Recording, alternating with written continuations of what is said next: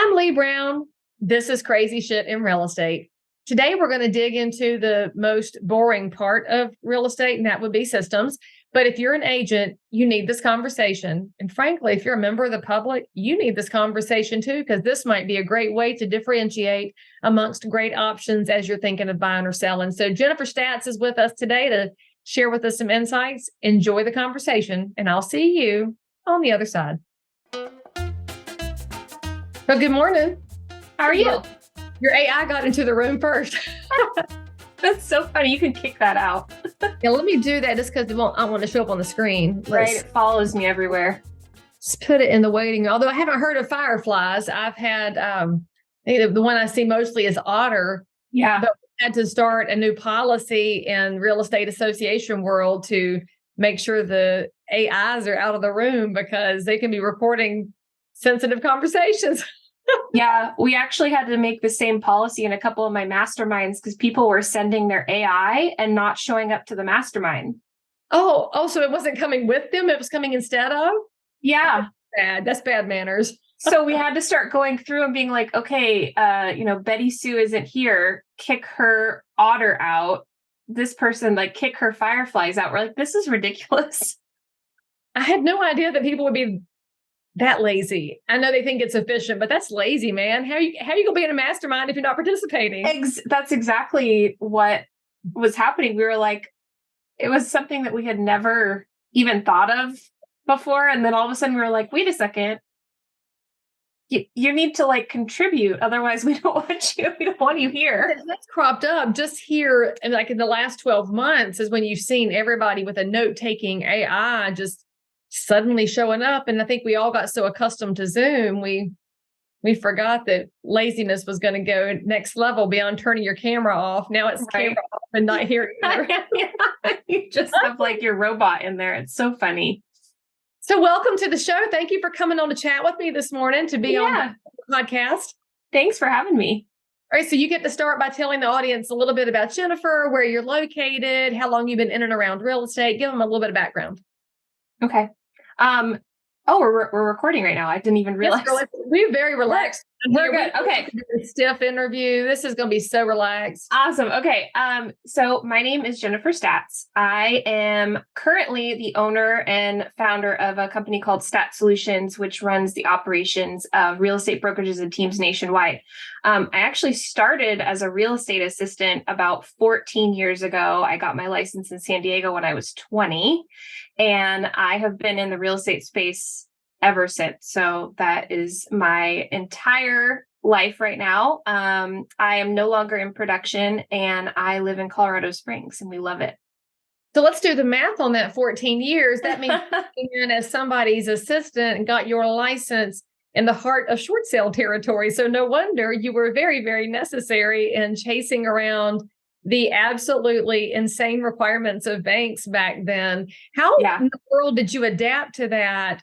As a 20-year-old, I'm just going to make the assumption that you did not own real estate yourself at that time and did not have experience dealing with transactions. You get a license, which we all know in real estate, that is to satisfy the state. It is not how you practice it. It just keeps you in the legalities of practice.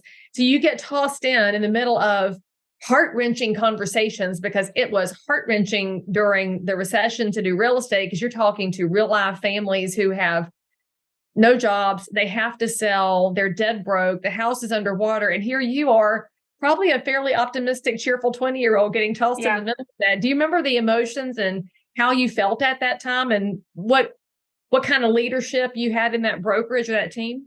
Yeah. So, and I can't even remember what made me get into real estate, but I was crazy enough to literally start in real estate as an unpaid intern while I got my license. That's how motivated I was to get into it. I was serving at night. That's the favorite person I can hire, is the person who's in love with this crazy space. Yeah.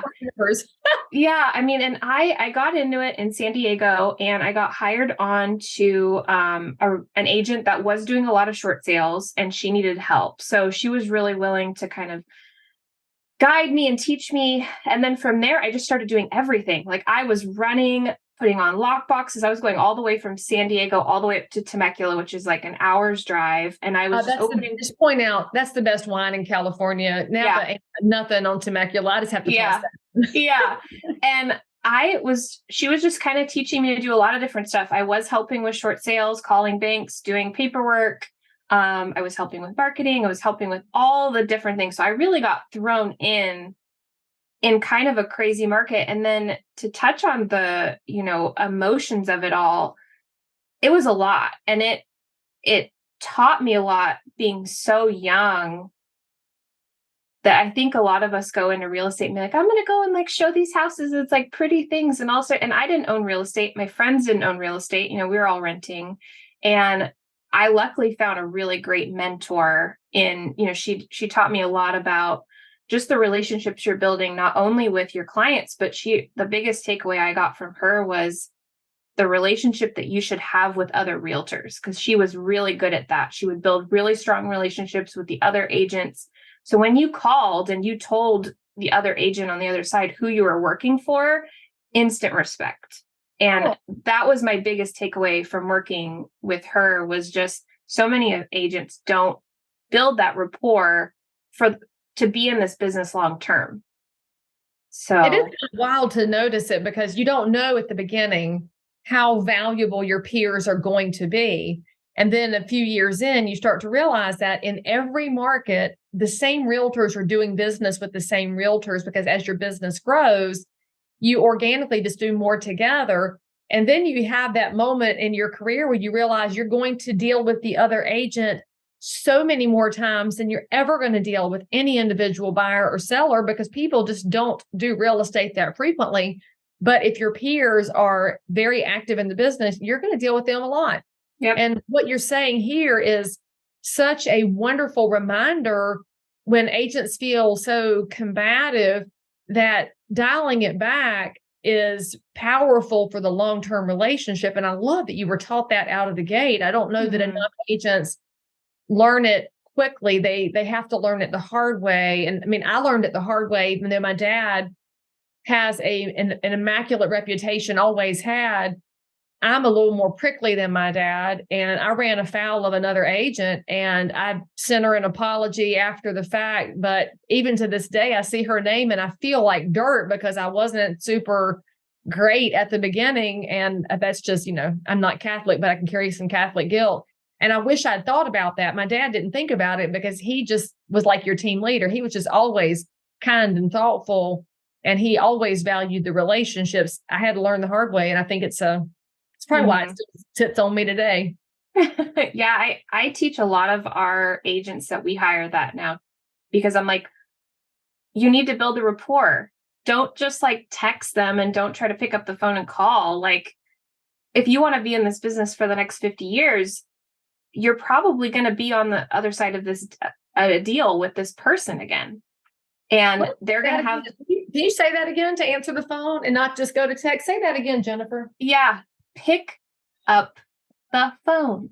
Like, it is another human being. And if you're on the other end, they might have all these offers in front of them. And they're going to go, I know this agent. I know I've gotten a deal specifically because of my relationship or the way that I treated the listing agent.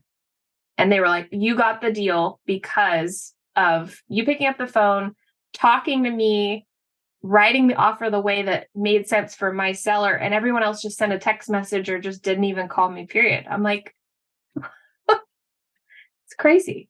Well, and for anybody listening or watching that thinks that maybe cut somebody else out, I want you to understand that when you're working as a fiduciary for one side of the transaction, you are, of course, as a fiduciary, putting your client's needs first, going to look for the best possible outcome. And the best possible outcome can often reveal itself through something as simple sounding as communication. And I think we just overlook that sometimes, because as agents, we get so focused on dollars. And the price on the offer may not be the key for the client. It may be the time frame. It may be the deposits or the kitchen table or something. And how are you going to know that if you're not being curious and just asking questions that aren't going to violate fair housing or leave anybody out, but more create that opportunity for the buyer to get what they want, the seller to get what they want. It should be rocket science, but we know that it's seldom seen in the business that somebody goes to that level of care and concern. Yeah. It's surprising. So you've been working in the back end, so you get to see agents from a different standpoint. And our people are not known for being super organized or detail oriented simply because they are more emotionally relationship focused. And for that, I applaud them. If you were going to give a piece of advice to agents from the person who runs the back end, what would you tell them to fix in their businesses first? I would probably say fix some of the systems. And that sounds really boring, but systems are, to me, very, very simple. Like, what do you want to happen with your clients? Like, if you take it from that standpoint, what type of customer service do you want to provide? Because that's really important to a lot of agents, right? And they don't see it as a system, but it is a system. Like, as you get busier, your business becomes a system. So what are you doing to provide great customer service? So, how are you reviewing offers with them? Because I think a lot of times us as agents, we get so busy that all of a sudden the things that we thought were really important in our business kind of go amok. So if you really kind of sit down, especially, we're going into a kind of slow season right now. Everyone's kind of getting a little bit slower. I'm telling everyone, like, look back at what you want to happen in a transaction and try to like systematize a little bit, create a little bit of a checklist. So you're actually doing it all. Because like, how many agents that are listening right now got to the end of a transaction and they have all these things that they want to happen, like send out a gift or send out a note card or ask for a review. And they don't do it because they don't have some sort of system in place. It's just kind of on the fly. So I pick up two really good things that you said there. The first one is so elegantly simple, but overlooked. And that's that the system itself is about what you want to provide at the end. And I think if more agents thought about it in that reverse engineering mode, they might be more likely to put a system in place, because we think about it as systems. Okay, I got to have a system for listings and for buyers. And then they start thinking about the system itself, get overwhelmed, freak out, and just go about their business. Whereas if it's that simplistic solution, let's just take I want to provide a closing gift. That's what you want to provide to I wrote down the system equals what do you want to provide to your clients. So you want to provide a closing gift. Let's reverse engineer what has to be in place for that to happen. Yep. And friends, that is a system. And so when Jennifer talks about systems, the reason most agents never put one into place is you're thinking about the whole picture of your real estate business. But your real estate business is made up of a billion tiny little intricate, thoughtful systems. And it could be as simple as having a great closing gift ready to go.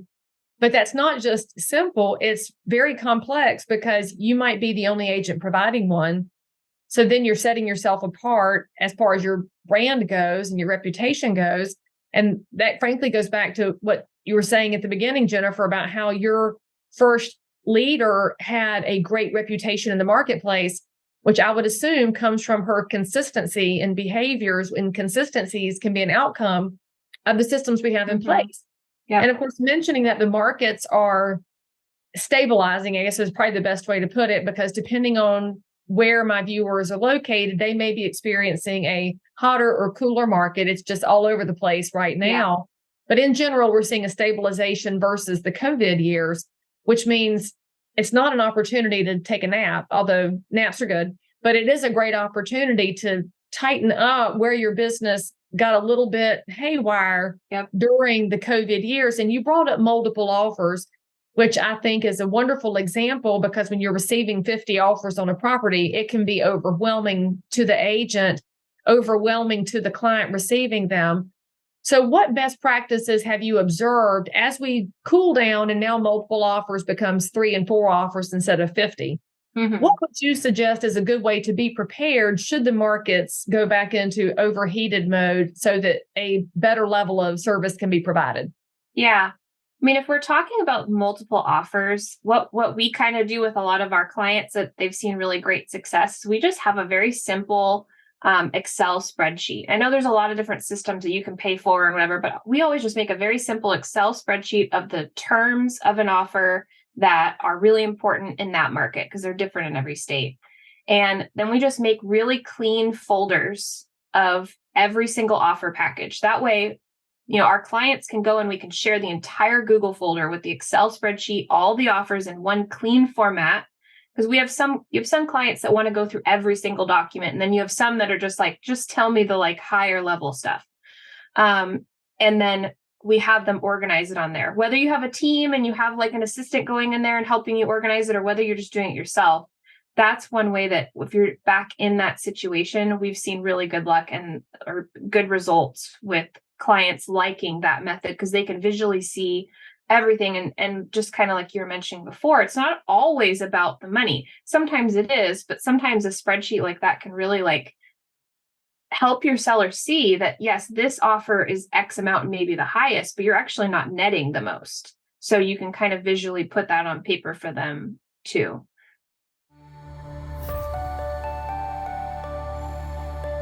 Is there a class that you took on Yes. that's been good for you? I want to hear all about it. Yes. Okay. So I am in the progress of taking your How to Dominate During a Recession class. And oh my gosh, it's just absolutely the best. It's really helpful to understand and to know what it was like during the other recession, and to how to proceed. But also at the same time, in the back of your mind, remembering that every recession is not the same. So you have to be prepared, but you have to be flexible. So understanding, educating during this downtime in our market, educate, getting on top of that, and being prepared. So, take as many classes as you can, get involved with your association, just really, diving in has been, I'm so excited to get it completed, but it's a great class. Highly I'm so recommend. glad that you're finding it helpful. And I love what you said too, that every recession is different because whether the media wants to call it one or not, we know the economy is not feeling perfect right now. And when things feel that's when we do more education for ourselves so we can give that education to our clients. And so thank you for those kind words. I can't wait to get the full review when you finish it. And by the way, friends, if you follow the link here, we might have a discount code to get you involved in that class as well. So you can join Mackenzie and get some education in your yoga pants in the evenings while you clients during the day. So thank you for that kind recommendation. I'm so glad you're enjoying the class. Yeah, you're welcome. What we know about Google is that their parent company is Alphabet. They are very well known for using the data that we put into Google Forms, Google Docs, Google Drive, skimming it, selling it, doing whatever they want with it. And in real estate, there is a huge push toward better data privacy and security. So my question is, do you guys have any security overlay on the Google folders and drives as you share offer documents with sellers, or is that not something that you've gone after yet? It's not something that we've approached. I mean, because that just kind of, I feel like there's almost like a bigger question there, right? Like how many different providers are agents using that they're putting their clients' data in? And it kind of poses an even larger question. Are agents considering all the different platforms, right? Like we've got hundreds of CRMs, we've got broker compliance all over the place. 90% of agents use Gmail. So to answer your question, no, we are not looking at stuff like that yet. It's something that certain brokerages kind of have some questions around. Like we internally use LastPass, we use Google. And there's obviously been some data breaches with LastPass and stuff like that. But we haven't looked at it as a team just because it is a bigger question, right? Like, are we looking at all of the different CRMs and what exactly are they releasing? Because a lot of them are bought by brokerages and larger companies too. I mean, it's an interesting thing. And I guess you are thinking about it when you've got LastPass for your password. So you guys are doing some beginning things, but when your password provider LastPass gets hacked, which happened, it just throws you into this big question mark. And of course, one of the spaces that the National Association of Realtors has been looking at is what do brokers need to be providing when it comes to data security and privacy? Mhm. Because we do have so many things that we share with our sellers, with our buyers, with each other. And of course, the wire fraud situation that has just taken hold in so many angles where deposits go missing and then title companies in California get hacked and it locks down escrow. You've got just so many different bad actors Yeah. out there in the internet world checking on things. I guess we're all going to have to look for that second layer of security. And I love your point too, where no matter what CRM you're using, if you're a regular person at the client relationship manager where we keep all of our people in a database, I think we're all going to have to check into that. And because as I ask you the question, I'm sitting there thinking, well, I use KV Core. I don't know how much security KV Core has, so I got to go check that. Yeah. And we share our client documents through a very secure server called ShareFile, which we pay through the nose for, but we found it to be better than Dropbox because Dropbox had some holes in it. But now I'm reminded I got to go look at ShareFile again because everything is always vulnerable and always changing. And in fact, that's one of the things that realtors do that the public doesn't see. We're also looking at how we safeguard our clients' data privacy and security while we're getting attacked by the media for not doing anything. We do things all the time that we never talk about because it's a moving target. So anyway, that's some great angles for our viewers and listeners to think about. Now that you've grown your business and you're now helping lots of people with a more efficient streamlining of their businesses, do you find that you are able to bring the most benefit to somebody who is very highly productive, tops in their market, they're burning the candle at both ends 7 days a week? Or are you most helpful to the agent who's doing one transaction a month and is trying to scale up and grow their business a little bit? Who benefits the most from you? That's a hard question. We have a really... You can't say both. You have to pick one. I have to pick one. It's a rule. Okay. I would say we add the most value to a client who is burning the candle at both ends. They are doing it all. They're highly productive. Because our goal, if we're coming on, is to get them back more time, right? Like we don't want to take some off their plate because they're doing all this stuff. Like we have one client that's been with us for 6 years. He was about to have a heart attack when he hired us. Like he was just going. He's doing all the things himself. And we came on, he just called me. He's like, Jennifer, I need help. And I'm like, what type of help do you need? He's like, everything. Everything.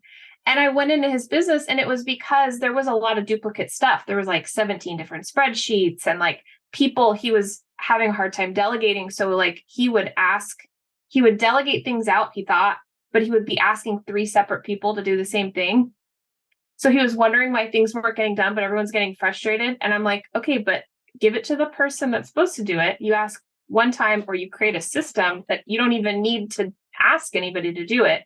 And then it's just done. And now, 6 years later, he didn't even know what was under contract a few weeks ago. Like he's like, you've systematized everything so well that I don't even know what's under contract because things are just happening. So I think we add a lot of value there. And selfishly, I really like seeing that progress because there's a lot of stuff to work with. So I think that's the most fun for me personally. Well, you point out the number one reason agents go sideways in their real estate business, they work so hard to build up a book of business, to have people calling them.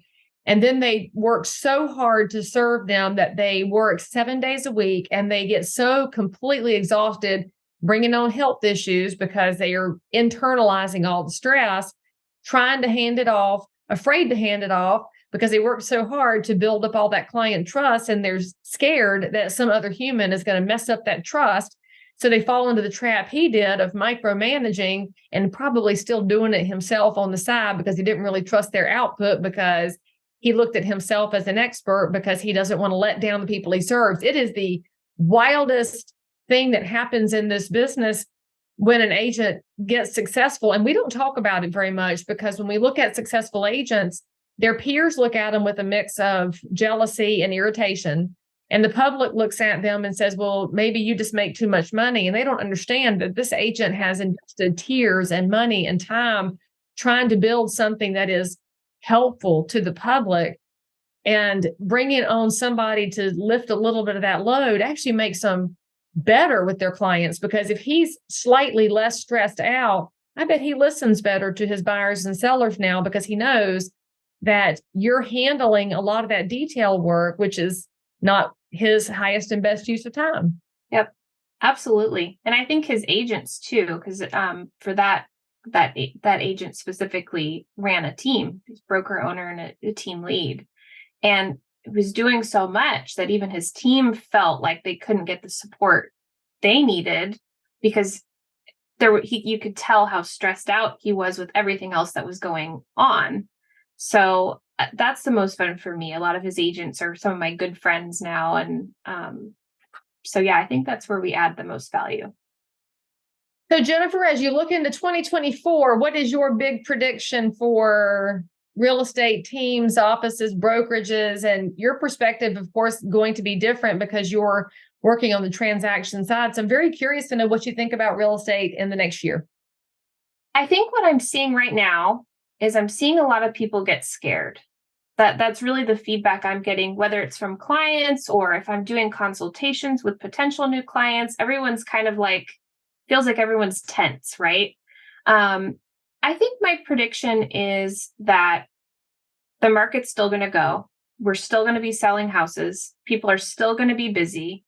They just need to lean in and do the activities. Where I'm seeing people get slow is because I can see in their CRM, I can see they're not doing the work. Got lazy. And I'm like, well, yeah, you're getting slow because I can see what your agents are not doing.